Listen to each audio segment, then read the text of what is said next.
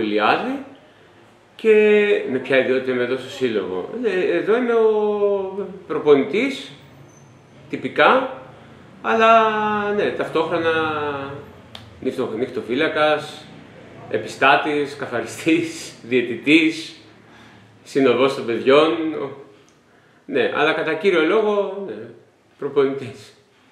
Λοιπόν, ο σύλλογος ιδρύθηκε το 2015 και ο Σταματόπουλος ήταν από τα ιδρυτικά του μέλη τότε. Ιδρύθηκε με διαφορετική επωνυμία και αρχικά είχε συστεγαστεί μαζί με άλλους φορείς σε ένα πολιτιστικό πολυχώρο στο Νέο Κόσμο. Ο Γιάννης Σταματόπουλος ήταν μια από τις πολύ σημαντικές φυσιογνωμίες στο ελληνικό σκάκι. Ήταν από αυτούς που χωρίς υπερβολή το στήσαν το σκάκι. Ήμασταν για σχεδόν 20 χρόνια, από τα πρώτα χρόνια της εφηβείας μου μέχρι το θάνατό του το 2017, ήμασταν πάρα πολύ δεμένοι. Ο σύλλογος λοιπόν ιδρύθηκε με δική του και δική μου πρωτοβουλία τότε το 2015, όπως είπαμε, διαφορετική επωνυμία, και όταν αρρώστησε ξαφνικά και πέθανε το 2017, στα τέλη του 2017 τον Νοέμβριο, σιγά σιγά ορίμασε η ιδέα, επειδή στο μεταξύ είχαμε μετακομίσει και εδώ στην περιοχή μας, στον Πατησίων, να μετονομαστεί ο σύλλογος και να πάρει την επωνυμία που έχει πλέον. Δηλαδή Σκακιστικός Όμιλος Πατησίων Γιάννης Σταματόπουλος. Το σωματείο εδώ δραστηριοποιείται και στο αγωνιστικό σκέλος και στο προπονητικό, διδακτικό, την προσπάθεια διάδοσης του σκακιού δηλαδή. Στο αγωνιστικό σκέλος ευτυχώς έχει μαζευτεί πολλοί κόσμος, κατεβαίνουν 2 και 3 ομάδες στα πρωταθλήματα της Ομοσπονδίας και οι ίδιοι σκακιστές, βέβαια πολλοί σκακιστές, ανήλικοι και εμείς, συμμετέχουν και ατομικά σε διάφορα τουρνουά. Και ως προς το προπονητικό σκέλος κάνουμε προπονήσεις πολλές μέρες την εβδομάδα, απευθυνόμενοι σε όλες τις ηλικίες. Έχουμε δηλαδή από παιδιά νηπιαγωγείου 4 και 5 ετών μέχρι και το μεγαλύτερο μαθητή που είναι 78 τώρα. Γίνονται και άλλες εκδηλώσεις και δράσεις, έχουν κάνει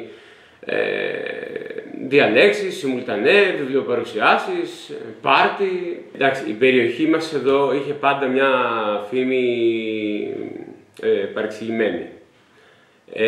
Ακριβώς επειδή εδώ πάντα, από τότε που ήμουν εγώ παιδί, όχι τα τελευταία χρόνια, επειδή εδώ πάντα συγκεντρώνονταν κόσμος εργατικός, βιοπαλαιστές, άνθρωποι του μόχθου, μετανάστες, πρόσφυγες, πάντα υπήρχε σε κατοίκους άλλων περιοχών, υπάρχει ένας διάχυτος φόβος γύρω από την περιοχή των Πατησίων, ότι είναι ένα άβατο στο οποίο δεν πρέπει να πλησιάσεις.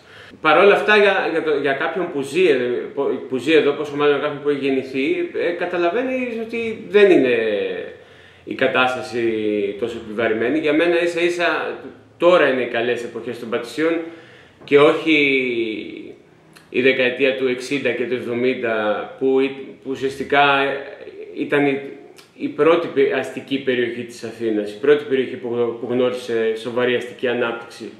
Ακόμα και σήμερα, αν θες να το χωρίσεις σε κάπως ασπρόμαυρα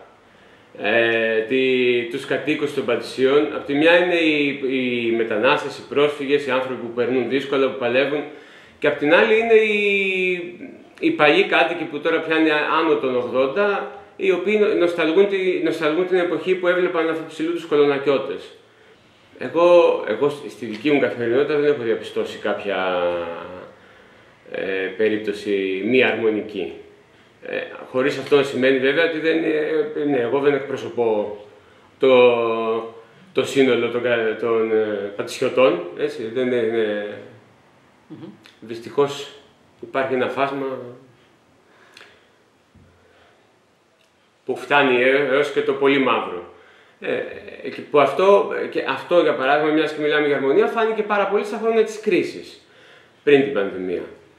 Αυτό είχε ενταθεί πάρα πολύ και με τις οικονομικές δυσκολίες έντονες που τις βίωσαν όλοι και με τα ξεσπάσματα αυτά, τέλος πάντων, τα κτηνόβη, τα οποία βέβαια κυρίως ήταν περισσότερο στην περιοχή του Αγίου Παντελεήμονα, στην Αττική, αλλά εντάξει, αυτό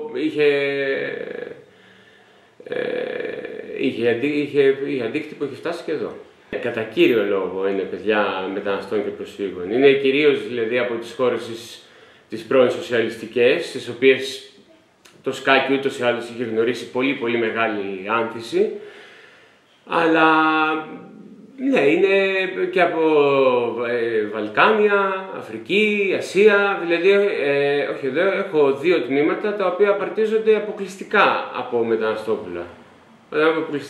Αποκλειστικά. Το ένα απαρτίζεται αποκλειστικά από Γεωργιανούς μάλιστα, εκτός από ένα παιδάκι που είναι Αιθίωπας. Κατά τα άλλα είναι μόνο Γεωργιανοί. Ναι. Γι' αυτό άλλωστε είναι και η πινακίδα με μαθήματα και αγώνες σκάκης σε 12 γλώσσες.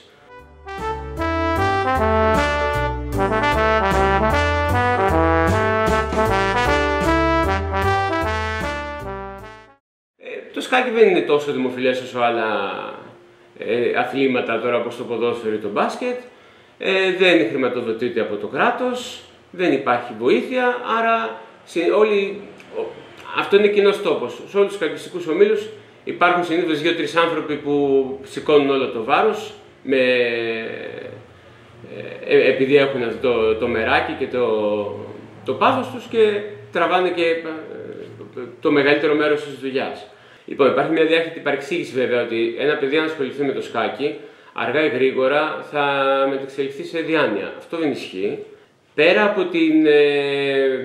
από την καλύτερη οργάνωση του σκεπτικού μας, την υιοθέτηση μιας στοιχειώδους μεθοδολογίας, άλλα στοιχεία που καλλιεργούνται στο σκάκι, η προσοχή, η προνοητικότητα, η υπομονή. Το κύριο που φαίνεται στα παιδιά που ασχολούνται είναι η ηθοπλαστική διάσταση του σκακιού. Το ότι πολύ γρήγορα πρέπει να πείσεις τον εαυτό σου ότι για να τα πας καλά δεν μπορείς να αφήσεις τίποτα στην τύχη και για το αποτέλεσμα δεν θα έχεις να κατηγορήσεις κανένα παρά μόνο τον εαυτό σου. Αυτό είναι το σημαντικότερο.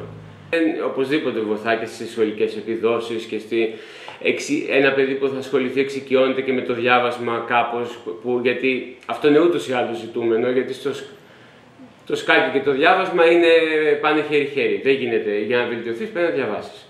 Οι σκακιστικές πλατφόρμες έχουν βοηθήσει πάρα πολύ στη διάβαση του σκακιού, πράγμα που φάνηκε ιδιαίτερα κατά τη διάρκεια της καραντίνας. Εποχή κατά την οποία εμένα μου έκανε και μεγάλη εντύπωση, δεν το περίμενα, η ευκολία με την οποία μεταφέρθηκαν όλα τα μαθήματα στο διαδίκτυο. Το σκάκι γενικά προσφέρεται με μεγάλη ευκολία για τέτοιες προσεγγίσεις, γιατί δεν χρειάζονται ιδιαίτερες υποδομές κτλ. Υπάρχουν και προγράμματα τα οποία διευκολύνουν πάρα πολύ. Από την άλλη, αφενός η διάρκεια, η μεγάλη διάρκεια της πανδημίας, της καραντίνας. Αφετέρου, η ευκολία που χαρακτηρίζει γενικά αυτές τις λύσεις, τις διαδικτυακές κτλ. Έχουν κάνει μια ζημιά, η οποία ποια είναι? Πέρα από το ότι τα παιδιά είχαν αρχίσει να αντιλαμβάνονται το δάσκαλο ως διαδικτυακή οντότητα και τους μαθητές τους, δηλαδή εξακολουθεί και υπονομεύεται η άμεση ανθρώπινη επαφή από τις πλατφόρμες, αλλά αυτό ισχύει σε όλα τα παιδιά, όχι μόνο στο σκάκι. Υπονομεύεται και η ίδια η ενασχόληση, δηλαδή είναι ένα παιδί που πέρασε αυτό το διάστημα, που περνά πολύ χρόνο στις σκακιστικές πλατφόρμες, ή ακόμα περισσότερο ένα παιδί που γνώρισε το σκάκι κατά τη διάρκεια της πανδημίας, δεν έχει καταλάβει ακόμα, δεν υποψιάζεται καν τον κόσμο του σκακιού όπως έχει στην πραγματικότητα. Πόσο μάλλον όπως το γνωρίσαμε εμείς στα παιδικά μας χρόνια που δεν υπήρχαν καν υπολογιστές και το ίντερνετ. Δηλαδή η άμεση ανθρώπινη επαφή, η μελέτη, ακόμα και οι σκακιστικοί αγώνες στην κλασική, την πραγματική τους μορφή. Κάθομαι στο τραπέζι με τον αντίπαλο απέναντί μου, ο καθένας έχει 1,5-2 ώρες διαθέσιμες στο χρονόμετρο για να παίξει. Η παρτίδα μπορεί να κρατήσει ενδεχομένως 5 ώρες. Αυτά τώρα πια με τις σκακιστικές πλατφόρμες όχι απλά έχουν υπονομευτεί, με πολύ γρήγορο ρυθμό περνούν στο παρελθόν. Και έτσι είναι, όπως τα πάντα γίνονται αντιληπτά και προσεγγίζονται με όρους έτσι fast food, το σκάκι δεν φαίνεται να γλιτώνει από αυτή τη μοίρα. Παλιά ήταν ένας από τους βασικούς τρόπους προσέγγισης των σκακιστικών συλλόγων να βγάλουν τα τραπεζάκια τους στις πλατείες, στις σκακέρες, να φωνάξουν ένα σκακιστή ισχυρό να κάνει μια επίδειξη συμμουλτανέ, να βάλουν τα παιδιά να παίξουν. Τώρα, ναι, Διαγράφεται βέβαια ο κίνδυνος πια, μιας και λέμε για συγχρονιστικές πλατφόρμες και την ευκολία που τις χαρακτηρίζει, να τα πεις αυτά σε ένα παιδί 10 χρονών και μόνο στη σκέψη, μόνο στο άκουσμα ότι θα σηκωθεί να πάει στην πλατεία να παίξει κάτι, να κουραστεί. Και να πει ότι κάντε κάτι, οργανώστε κάτι σε μια πλατφόρμα και να ανταποκριθώ, να παίξουμε. Εντάξει. Αυτό είναι και λίγο σχήμα λόγου, τώρα υπερβολή, αλλά ίσως να μην και τόσο. Αλλά εντάξει, εγώ είμαι αισιόδοξος ότι ναι, θα πάει καλά και δεν θα είναι απλά μια γραφική αναβίωση του παλιού τρόπου προσέγγισης, ναι, folklore ας πούμε.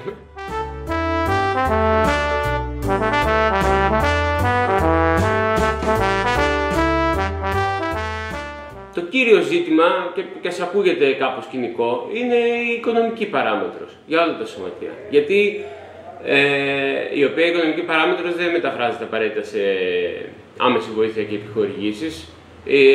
Μεταφράζεται για παράδειγμα σε έβρεση σύγχρονων ικανοποιητικών χώρων. Ιδίως αν λάβουμε υπόψη μας όλα αυτά τα αναξιοποιητά κτίρια που είναι στην κατοχή του Δήμου Αθηναίων και ρημάζουν δεκαετίες. Γιατί το κύριο ζήτημα για τους κακιστικούς ομίλους είναι η στέγαση. Δηλαδή υπάρχουν πολλά σωματεία πάρεδρα, υπάρχουν πολλά σωματεία που με διάφορες ακροβασίες συστεγάζονται με σχολεία ή με άλλους φορείς, αλλά δεν πάβουν να αντιμετωπίζονται ως φτωχοί συγγενείς σε ένα τέτοιο καθεστώς. Και υπάρχουν και εξίσου πολλά σωματεία όπως το δικό μας που παλεύουν κάθε μήνα να συγκεντρώσουν χρήματα για να πληρώσουν τα ενοίκια.